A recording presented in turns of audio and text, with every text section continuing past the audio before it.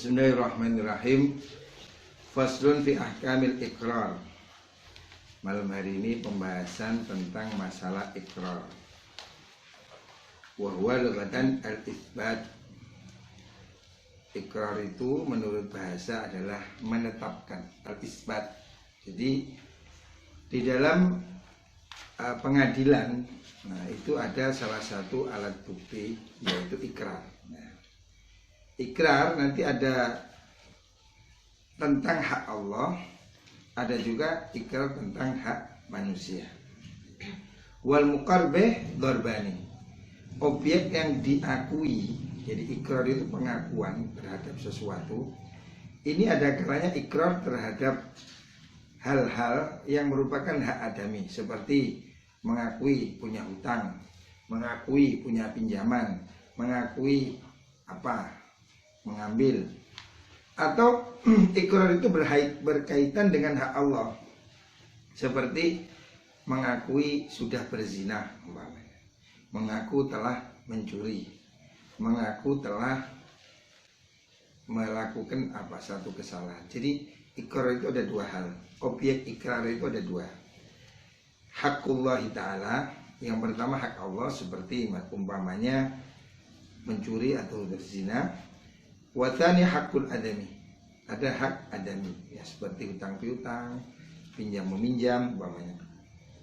Fa hakullah ta'ala yasihhu ruju'u fihi anil iqrari bihi. Kalau orang membuat pengakuan tentang hak Allah, maka dia itu boleh mencabut pengakuannya. Umpamanya ada orang itu mengaku sudah berzina, saya tadi berzina. Wah, ini kalau dia ikrar ini dihadapkan ke pengadilan bahwa dia mengakui, maka dia bisa dijatuhi hukuman berzina, seperti yang pernah dilakukan pada masa Rasulullah SAW. Dan sebuah hadis sahih, ada orang mengaku sudah berzina, oleh Nabi sudah disuruh mungkir. Orang itu jangan bikin pengakuan begitu, lebih baik dia bertobat. Disuruh mengingkari, kamu nggak zina paling, tidak ada bisa berzina, sampai dipanggilkan saksi. Dia membuat pengakuan bahwa dia betul-betul zina, bahwa dia adalah zina muhson, maka dia dihukum. Akhirnya dia dihukum hukuman orang yang berzina. Karena apa? Karena dia berikrar telah melakukan zina. Nah, contoh, atau dia berikrar telah mencuri. Saya ikrar telah mencuri. Ketika ini dihadapkan pada pengadilan, pada mahkamah, maka dia akan terkena hukuman sebagai pencuri.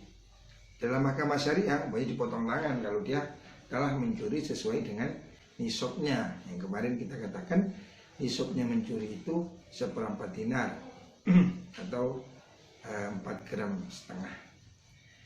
Jadi kalau orang mempunyai pengakuan bahwa dia itu berzina, bahwa dia mencuri, maka dia itu diperbolehkan rujuk.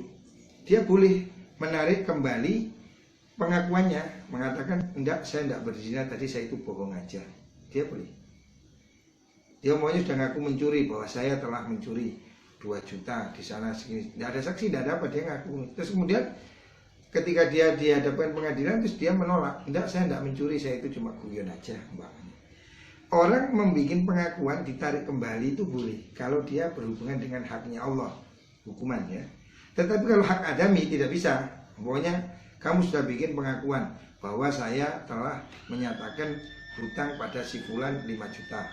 Hutang saya pada si fulan 5 juta. Tidak bisa ditarik kembali. Kalau hak adami. Karena apa? Hak adami ini biasanya kan timbul dari perselisihan. Kemudian ada pengakuan. Tapi kalau hak Allah itu kan kerelaan, kesadaran. Jadi kalau dia hak Allah, itu boleh dia mengingkari ikrarnya dan kemudian dia bertobat. Dan disunahkan begitu. Jadi disunahkan wa yusannu lil mukirri bizina arruju anhu. Kalau orang itu berzina, sebaiknya dia itu bertaubat aja, bertaubat, mohon ampun pada Allah, tidak usah bikin pengakuan berzina. Karena kalau dia bikin pengakuan berzina, dia akan dikenakan hukum berzina. Apakah itu dihukum cambuk, apa itu dihukum rajam. Jadi kalau dia berhubungan dengan hak Allah, sebaiknya dia melakukan taubat. Kalau kamu memang menyesal berbuat dosa, ya bertaubat. Kamu umpamanya telah melakukan berzina atau mukotimahnya berzina atau dosa-dosa yang berhubungan dengan Allah, Tidak perlu dibikinkan pengakuan di depan umum, sebaiknya kamu terus bertaubat. Tetapi kalau kamu umpamanya punya pengakuan sudah mencuri pada orang, ya kembalikan aja. Kamu kembalikan. Karena orang itu kalau tidak dihadapkan pada pengadilan, tidak buat ikrar, maka tidak dipotong tangan, gitu. Tapi kalau dia mengaku mencuri, maka dia harus dipotong tangan, gitu. Jadi tidak bisa dikembalikan, pokoknya dia mencuri ketangkap, dikembalikan, tetap dipotong tangan. Karena apa? Dia tertangkap. Gitu. Jadi kalau orang mencuri, dipotong tangan. Kalau kamu menisab, kalau dia mencuri tidak ketahuan, bagaimana? Ya kembalikan aja, kamu bertobat kembalikan. Karena kalau kamu bikin pengakuan, maka walaupun kamu kembalikan, kamu tetap dipotong tangan. Gitu. Jadi Allah itu memberi kemudahan untuk orang itu bertaubat. Jadi kalau pada hak Allah, seperti orang telah berbuat dosa, maka dia itu sebaiknya segera bertaubat. Karena kalau dia membuat pengakuan di pengadilan, maka dia akan dikenakan hukumannya. Maksudnya dia berikrar berzina, ya dia dihukum zina. Kalau dia berikrar mencuri, ya dia dihukum pencurian, gitu. Sebaiknya kalau dalam hak-hak Allah seperti itu, dia itu melakukan taubat. Pokoknya kamu mencuri, pernah mencuri, ya kembalikan aja. Kembalikan, minta maaf, maka dia tidak dikenakan hukuman. Karena apa? Dia tidak membuat ikrar pengakuan pencurian. Tapi kalau dia itu tertangkap mencuri, maka dia harus dipotong tangan walaupun dikembalikan. Tidak bisa. Dia mencuri 10 juta, ditangkap, dikembalikan, tetap dipotong. Karena apa? Dia tertangkap. Gitu. Jadi kalau orang itu mau tobat, ya kembalikan tetap. Orang kalau mau tobat kan harus mengembalikan hak yang dicuri itu, ya harus dikembalikan aja. Wa hakul adami la yasihu ruju' fihi anil iqrar bihi. Kalau hak-hak adami yang berkaitan dengan ikrar dia tentang kewajiban kepada seorang yang lain, maka setelah terjadi ikrar itu tidak bisa dibatalkan kembali. Wa taftakiru sihhatul iqrar ila thalathati syurut. Untuk menjadikan sahnya ikrar itu dibutuhkan 3 hal. Yang pertama al-bulugh, baligh. Maka tidak sah ikrarnya anak kecil, walaupun dia murahik, mendekati baligh. Yang kedua al-aqlu. Orang gila tidak sah ikrarnya. Jadi dia harus dalam kondisi betul-betul sehat jasmani rohani. Yang ketiga al-ikhtiyar, tidak terpaksa. Kalau dia ikrar itu terpaksa, seperti orang dipukuli polisi suruh ngaku, maka itu ikrar tidak sah. Jadi dia ngaku itu tidak boleh karena terpaksa, gitu. Kalau dia itu karena dipentungi baru ngaku, maka itu tidak sah, gitu. Wa ikanan ikrar bimalin u'tibil fihi syartun rabiun wa huwa ar-rusydu. Kalau dia membuat pengakuan tentang harta, hutang piutang atau pinjaman atau mengambil hak orang lain, maka ada syarat yang keempat, yaitu dia harus ar-rusydu. Dia harus ngerti, maksudnya dia dalam keadaan normal, tidak apa. Ar-rusydu itu mutlaq tasarruf, artinya dia itu dalam kondisi normal, bukan kondisi apa orang yang stres, idiot. Itu kan orang pikirannya tidak jelas, gitu. Kalau dia ikrar terhadap bukan uang, maka tidak harus rusdu. Seperti dia kamu ikrar bahwa saya sudah menceraikan, maka ya terjadi ikrar. Jadi ikrar ini menjadi salah satu alat bukti, gitu. Menjadi ikrar itu menjadi salah satu bukti penetapan hukum kalau dilakukan pada orang yang memenuhi syarat bahwa dia melakukan ikrar itu. Wa idza aqarra bimajhulin ruji'a ilaihi fi bayani. Kalau dia membuat pengakuan terhadap sesuatu yang tidak jelas, maka penjelasan dikembalikan pada dia. Umpamanya Fadol ngakui, ya saya ngaku saya punya hutang pada fulan. Berapa jumlahnya? Nah, dia boleh menjelaskan berapa. Karena ikrar itu kan kerelaan. Oh, hutang saya 10 juta atau 5 juta. Kamu ikrar, saya mengakui bahwa saya dulu pernah nyolong di koperasi. Berapa? 10.000, 20.000. Dikembalikan pada pengakuan dia. Karena ikrar itu kan sukarela. Ikrar itu kan tidak bisa dipaksa. Ikrar ini pengakuan, penetapan hukum berdasarkan pengakuan. Maka apabila dia membuat suatu pengakuan tentang jumlah yang tidak jelas, dikembalikan tafsirnya kepada dia. Wasul istina fil ikrar idza wasalahu bihi. Ikrar itu diperbolehkan melakukan pengecualian apabila disambung. Umpamanya saya ini hutang saya ke dia 1 juta kurang 50.000. Tapi kalau dia sudah bikin pengakuan, ya utang saya 1 juta. Besok baru bikin, enggak, kurang 50, tidak diterima. Karena apa? Pengakuannya itu kalau ada accept pengecualian harus disambung dengan pengakuan itu. Jadi saya itu punya hutang dia berapa? 3 ekor sapi. Ya sudah, enggak, kurang 2 tapi ya. Harus disambungkan gitu.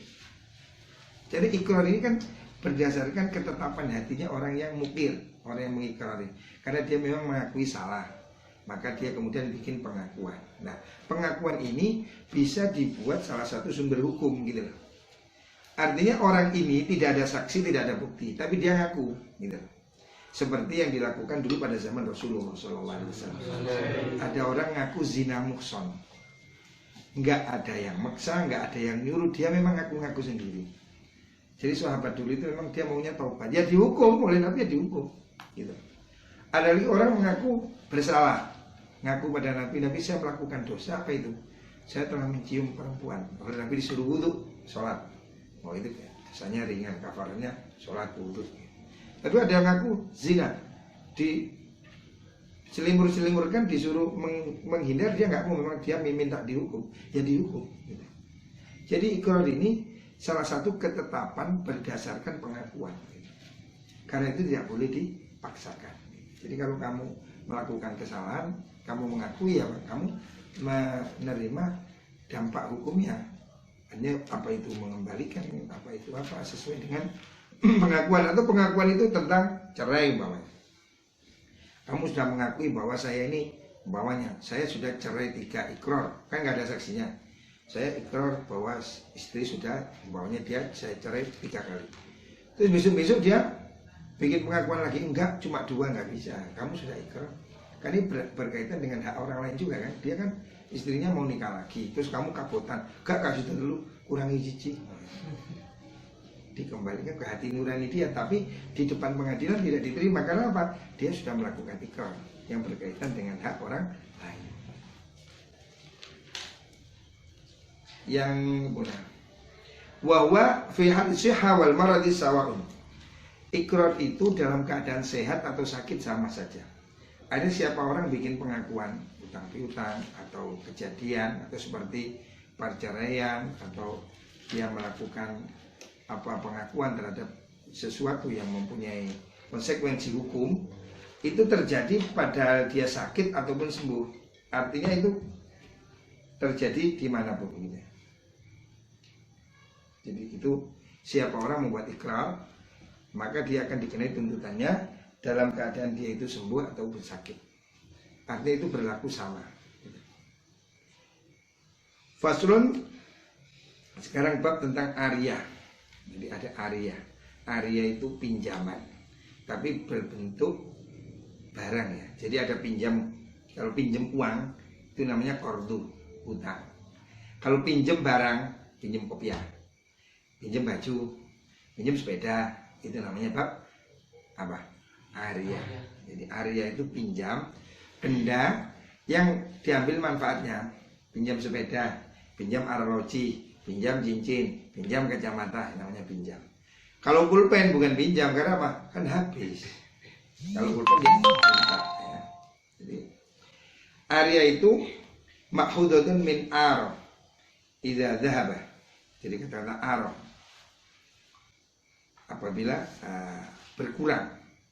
Wa hakikatu asyariyah ibahatul intifa' min ahli tabarru' bima yahilul intifa'u bihi ma'a baqa'i ainihi liyaruddahu 'alal mutabarri'.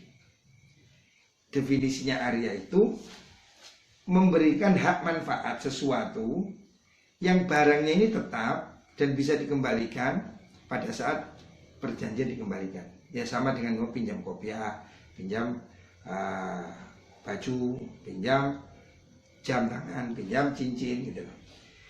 Asalnya hukum ariyah itu apa sih? Hukum ariyah itu adalah sunnah. Pinjam itu kan menolongan. Wa ta'awanu 'alal birri wat taqwa. Hukum pinjam meminjam itu sunnah. Menolong orang lain ya. Orang menolong, ini menolong kebutuhan orang lain. Kita itu wallahu fi aunil abdi madamal abdu fi auni akhi. Allah itu akan menolong hamba selama dia mau menolong orang lain. Jadi niatnya tolong menolong. Wa kullu ma amkana intifabi ma ba'aqa ini jazat i'aradun. sesuatu yang bisa diambil manfaat dengan bendanya masih tetap, itu boleh dipinjamkan. Kalau nggak tetap ya bisa, dia pinjam lilin, ya nggak bisa lah, habis kalau lilinnya. Idza kanat manafihu atharan, apabila manfaatnya itu berupa tidak mengurangi pada bentuknya, jadi cuma manfaatnya gitu. Seperti ya kamu pinjam baju dipakai. Kalau pinjam pohon untuk diambil buahnya itu bukan pinjam, itu minta. Pinjam sapi diambil anaknya bukan pinjam gitu. Itu namanya minta anaknya gitu. Wa tajuzul ariyah, tetapi kalau ada orang mengatakan ini kamu saya beri sapi umpamanya, saya halalkan untukmu susunya dan anaknya. Wis PPN anak-anaknya balik nombok itu. Nah kalau begitu namanya akad ibahah, itu sah. Sapinya itu adalah pinjaman. Tapi itu pinjaman dan pemberian. Wa tajuzul ariyah mutlaqan wa muqayyadan bi muddatin. Ariyah itu boleh secara mutlak, wis tak silih sakatmu gaya-gayan, wis tak silih. Atau ada waktunya, pinjam sehari, pinjam 2 hari, ya, gitu. Sebulan gitu.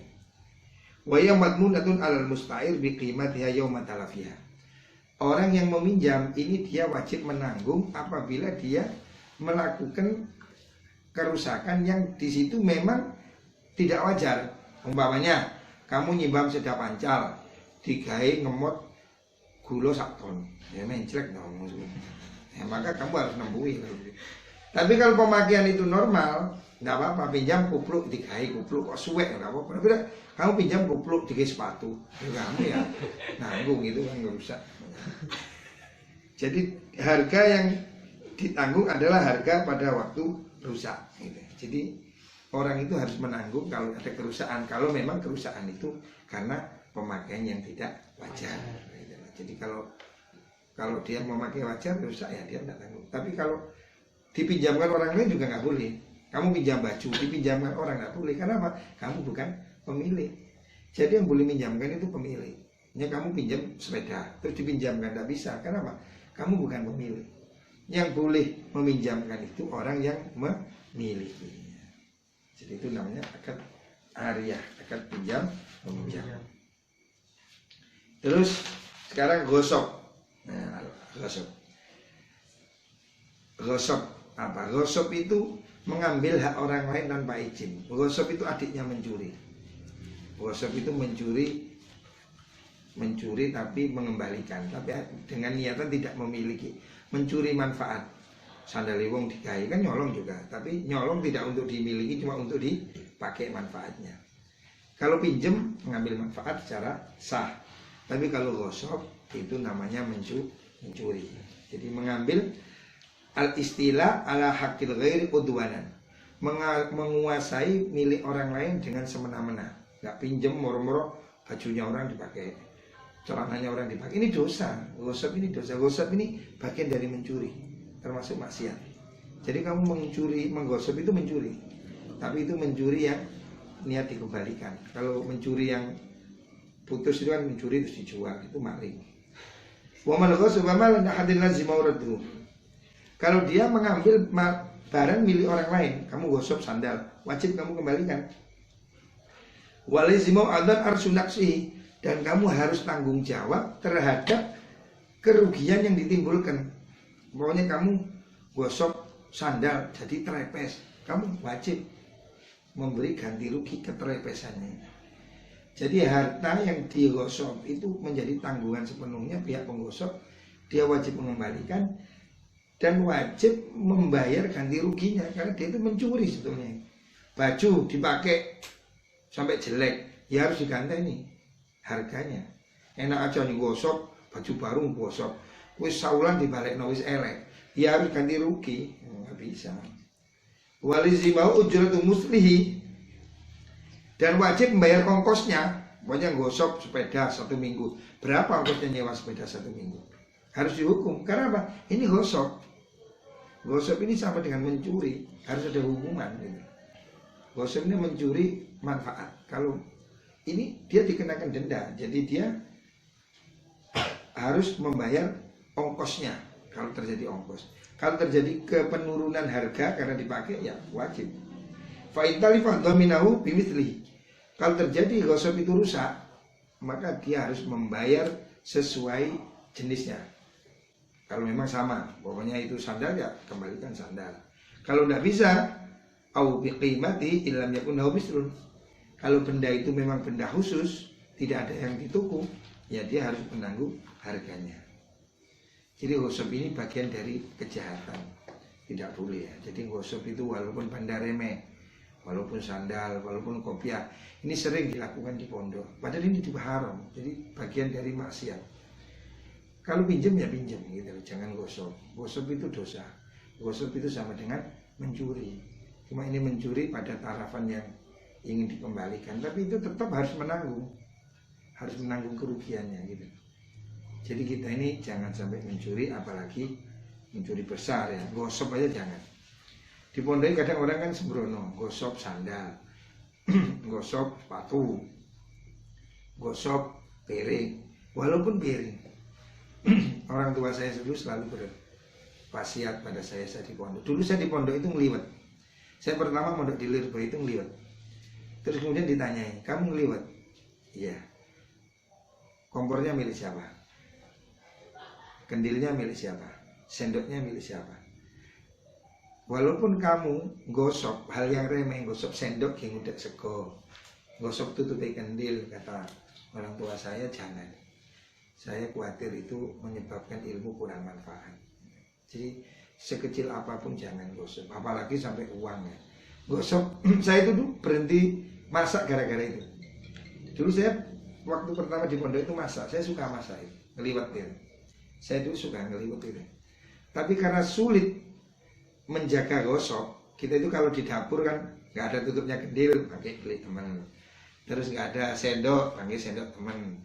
Kadang juga kurang garam, ngambil garam teman, walaupun kecil. Itu mencuri, walaupun cuma lombok, walaupun cuma garam gitu. Jadi di pondok ini usahakan jangan sampai kita mengambil milik orang lain, walaupun remeh. Jangan dibiasakan. Sejak saat itu saya berhenti ngeliwet. Dulu saya di pondok pertama suka ngeliwet ya. Masak sendiri saya suka, karena ya lebih ngirit dan lebih murah dan kenyang. Karena saya dulu ngeliwetnya itu taktis. Saya kalau ngeliwet itu di kendil, kalau sudah digodok umum dikecilkan, terus di atasnya saya kasih sayur, lombok, ini itu masak sambal. Satu kali masak sudah dapat sambal, dapat sayur. Tetapi karena sulit menjauhi gosok, orang tua saya mengatakan jangan kamu mondok gosok walaupun hal kecil. Ini termasuk hal-hal yang bisa mengurangi keberkahan kita mengaji di pondok. Jadi selama di pondok usahakan betul-betul harta yang halal. Jangan sampai ngambil milik orang lain, apalagi miliknya toko, apalagi koperasi, jangan. Usahakan kita itu makan hanya makanan yang halal supaya ilmunya berkah. Jangan gosok. Jadi walaupun remeh, sandal, sepatu, kopiah, jangan gosok. Jadi gosok ini bagian dari maksiat, sama dengan mencuri ya. Semoga kita semua diberikan harta yang halal, hidup yang halal dan berkah. Al-Fatihah.